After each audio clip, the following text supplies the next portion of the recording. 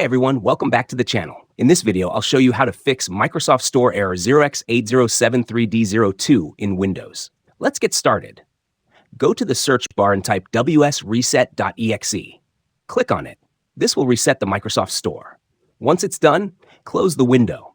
Open the search bar again and type Xbox. Right-click it and select App Settings.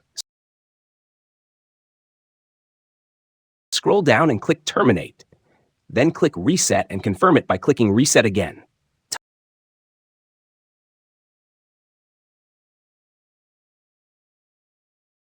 Type MAD in the search bar.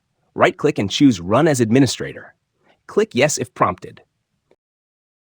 In the command prompt, type SFC ScanNow. Press Enter and wait for the scan to complete. After the scan finishes, type the next command, DSM online /cleanup image restore health. Press Enter and wait for the process to complete.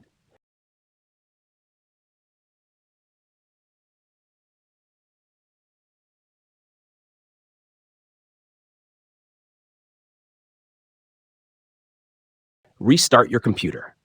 The Microsoft Store error 0x80073d02 should now be resolved. Thanks for watching. If this video helped you, leave a like and subscribe for more quick tech fixes.